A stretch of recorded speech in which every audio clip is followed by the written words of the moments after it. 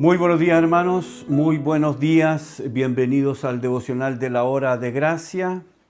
Estamos en esta serie estudiando algunas características de la inmadurez espiritual.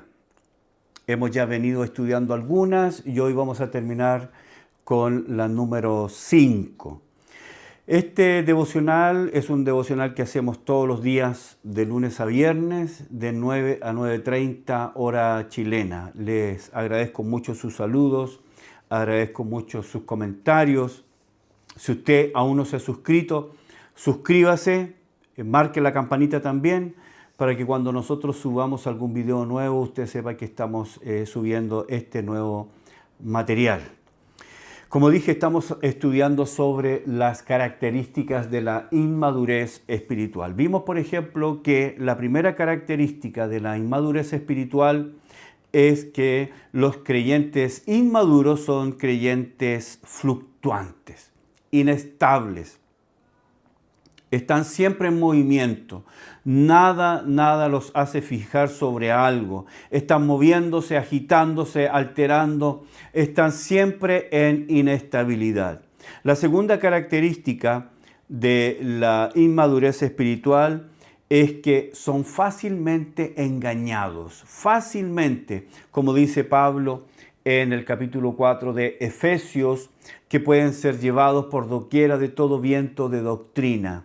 Son fácilmente arrastrados porque son personas que no son preparadas. Y eso nos da paso para el número 3, que además son inmaduros porque son tardos para oír.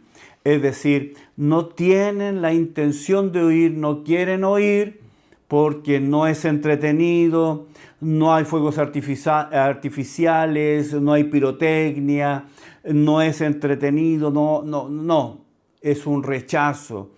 Son lentos, tardos para oír. Número 4, la cuarta característica de la inmadurez espiritual es que por eso mismo, como no son dados a la Escritura, son inexpertos en la Escritura.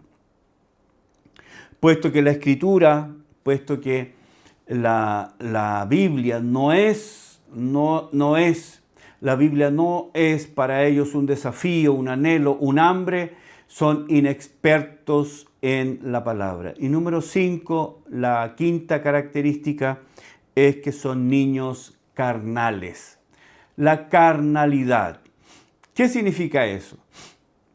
Acompáñame a 1 Corintios capítulo 3, verso 1 en adelante. 1 Corintios capítulo 3, verso 1 en adelante. Dice, de manera que yo, hermanos, no pude hablaros como espirituales. Es casi la misma idea de Hebreos capítulo 5, ¿no? Yo quise enseñarles muchas cosas, pero son difíciles de explicar y ustedes se han hecho tardos para oír. Es casi lo mismo, ¿no? De manera que yo, hermanos, no pude hablaros como a espirituales, sino como a carnales, como a niños en Cristo. Os di a beber leche y no vianda, porque aún no erais capaces, ni sois capaces todavía. Porque aún sois carnales. Pues habiendo entre vosotros celos, contiendas y disensiones, ¿no sois carnales y andáis como hombres? Porque diciendo el uno, yo ciertamente soy de Pablo, y el otro, yo soy de Apolos, ¿no sois carnales? Bueno, usted sabe, ¿no? La iglesia en Corinto fue fundada por el apóstol Pablo en su segundo viaje misionero. Esta ciudad llegó a ser tan famosa por su comercio, por los Juegos Itmos, que eran parte de los Juegos Olímpicos, pero también por su libertinaje.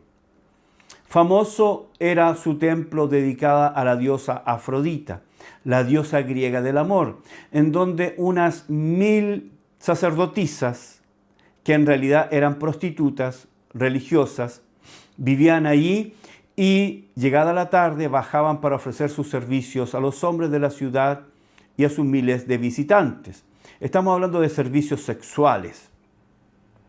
Así que el estilo de vida de la ciudad era bastante licencioso y corrupto. De eso se generó un refrán, ¿cierto?, que quería quería hablar de una vida licenciosa, relajada, ¿cierto? Se generó el refrán vivir a lo Corinto. Eso significaba vivir vidas licenciosas, libres, sin restricciones, que podían hacer prácticamente todo lo que la persona quería. Vivir a lo Corinto hacía referencia a ese estilo de vida moralmente depravado, una vida disoluta. Corinto era una ciudad con una moral descarriada y una ética pervertida. Muchos de los integrantes de la iglesia venían de ese trasfondo. Así que Pablo ministró por algún tiempo a ese grupo de nuevos creyentes que con entusiasmo acogieron el llamado a la salvación. Pablo estaba predicando y enseñando, pero en algún momento de ese peregrinaje, los malos hábitos y pecados antiguos comenzaron a manifestarse. Eso hizo necesario que Pablo escribiera varias cartas para corregir los problemas de la iglesia. La iglesia en Corinto, al momento de ser escrita esta primera carta, enfrentaba varios problemas. Número uno, algunos de los problemas eran problemas de divisiones. Número dos, problemas de la sabiduría del mundo. Número 3, problemas de carnalidad. Número 4, el problema de la inmoralidad en la iglesia. ¿Había problemas de inmoralidad? Claro. Número 5, el problema de llevar a un hermano creyente a los tribunales. Se estaban acusando entre sí y no solamente eso era malo, sino que se estaban llevando a los tribunales. Pablo dice, ¿no hay nadie que pueda juzgar entre ustedes?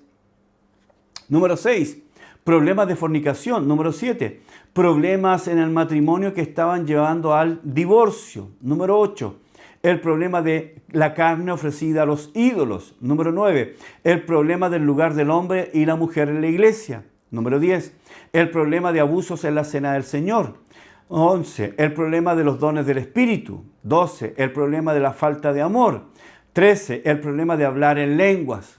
14, el problema sobre la resurrección de los muertos. Y 15, el problema de la ofrenda para los santos. Entonces, un vistazo rápido, nos damos cuenta que una de las características de la iglesia en Corinto era la inestabilidad. Mucho de eso se debe a la particular mezcla de la iglesia.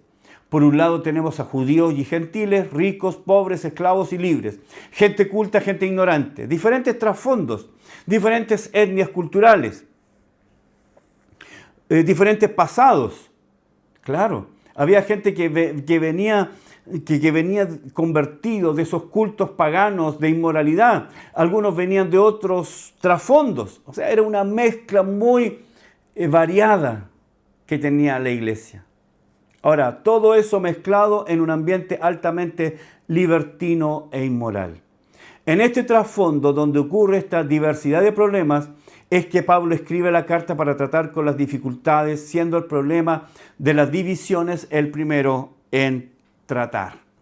La iglesia formó facciones, creando la desunión.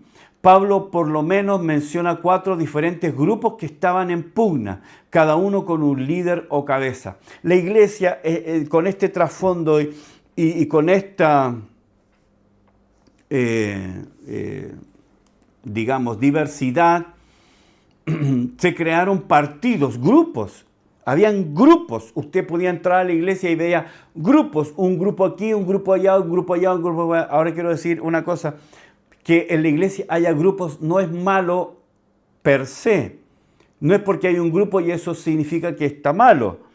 Lo malo de los grupos es que los grupos se vuelven herméticos. Solo nosotros. No, solo nosotros. Solo nosotros. Así que Pablo menciona por lo menos 4 grupos. Los de Apolo, los de Pablo, los de Cefas y los de Cristo. Ahora, obviamente, esta manera de actuar de la iglesia revelaba la inmadurez espiritual de sus miembros. Estas rivalidades y facciones mostraban que aún eran creyentes inmaduros, niños en Cristo. De nuevo Pablo usa esa imagen, esa figura, niños. Nepio es la palabra. Y esa palabra describe a creyentes que no han alcanzado madurez espiritual. Como dije, ya hemos visto las características de la inmadurez espiritual. Hemos visto 4. Que es fluctuante. Número 2, fácilmente engañado. Número 3, tardo para oír. Y número 4, inexperto en la palabra de justicia. Y ahora, número 5, es carnal. Es carnal. Pablo dice, yo quise hablaros como hermanos espirituales, pero me doy cuenta que todavía ustedes son carnales. Aunque el capítulo comienza con una corrección, no es de ninguna manera un juicio. Pablo comienza hablándoles como un hermano y no en la posición de un juez. El gran problema que está afectando a la iglesia en Corinto es el egoísmo. El egoísmo, formar grupos egoístas entre sí y destruye las relaciones interpersonales. Este pecado impide avanzar en su desarrollo espiritual tanto a nivel personal como congregacional. Pablo usa 3 adjetivos para describir el estado de la iglesia. Pablo dice que no les ha podido hablar como a espirituales. La palabra espirituales es la palabra neumáticos. Literalmente alguien que está lleno de aire o del espíritu, habitado por el espíritu. El hombre espiritual es aquel que camina dominado y lleno del espíritu, de acuerdo a Efesios 5:18. Está dominado por el espíritu. El estado espiritual se logra mediante el estudio de la palabra, la oración, se mantiene por la obediencia, el buen juicio, etcétera, etcétera. Así que Pablo menciona esto. No pude hablaros como a espirituales, sino como a carnales. Carnales es la palabra sárquicos, y esa palabra quiere decir bajo el dominio de la naturaleza caída, bajo el dominio adámico, alguien sujeto a sus deseos corporales que se manifiestan en rebelión contra Dios. Para Pablo, la carne es mucho más que una sustancia física. Es la naturaleza humana separada de Dios. Esa parte de la persona, tanto mental como física, que le ofrece una cabeza de playa al pecado. Así es que Pablo no está hablando de lo que están hechos, como carne y hueso. Eso lo tiene en común todo el mundo. Sino que él usa la palabra carne para hablar de la naturaleza caída que está dominando, que no ha sido regenerada. Por lo tanto, el comportamiento de este grupo difería de las características, ¿cierto? Difería del ambiente espiritual que Pablo hubiera esperado de la iglesia, porque eran carnales. Y finalmente Pablo les dice, los voy a llamar niños. Niños. Otra vez esa palabra. Niños carnales. Probablemente el apóstol usa ambos adjetivos como sinónimo de un mismo comportamiento. El comportamiento de los creyentes en la iglesia se caracterizaba por el egoísmo. Actuar que es propio de los infantes. Recuerdo que en nuestro hogar y en el colegio donde asistían mis hijos, una de las recurrentes recomendaciones hechas a ellos era la de no ser niños egoístas. Pensándolo ahora, es una buena recomendación para nuestras iglesias, porque el egoísmo es destructor de la sana convivencia.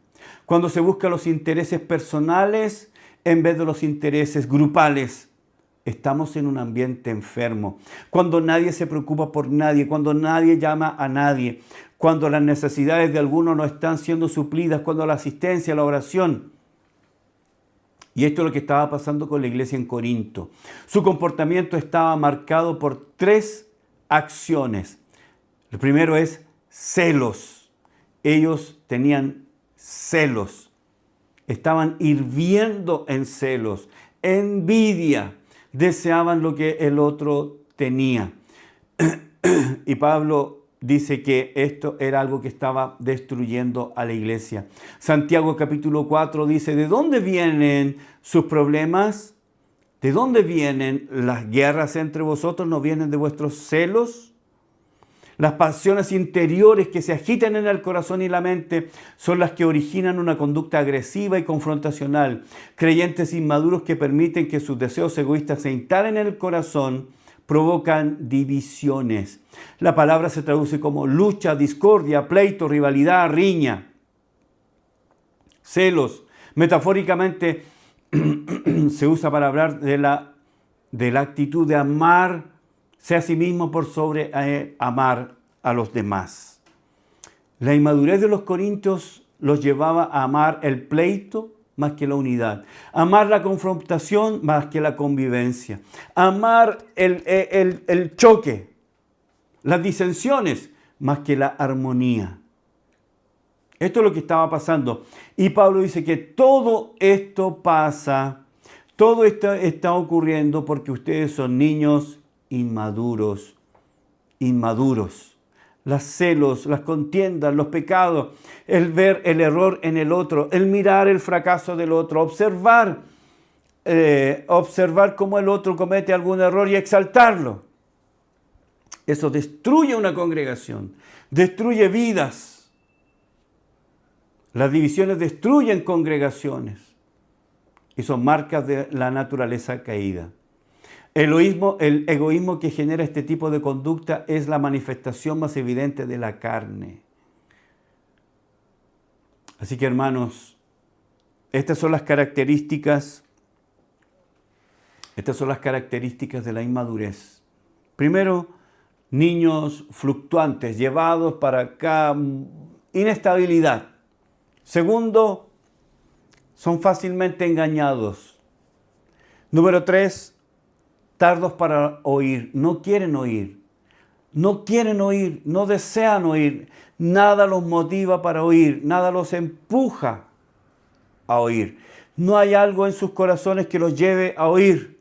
Número 4, por lo tanto, como no son oyentes de la palabra y quieren solamente el dulce, son inexpertos en la palabra.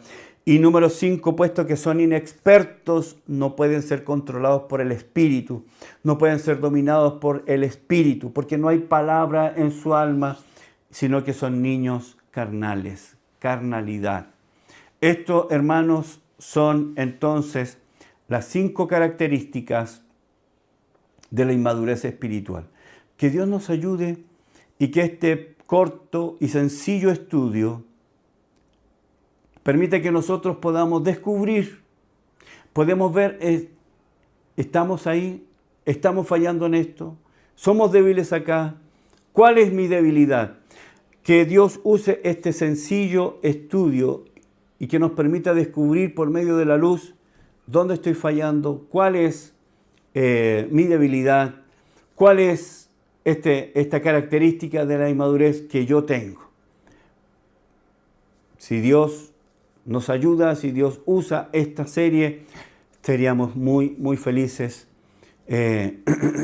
si Dios usa esta serie para ayudarnos a salir de la inmadurez.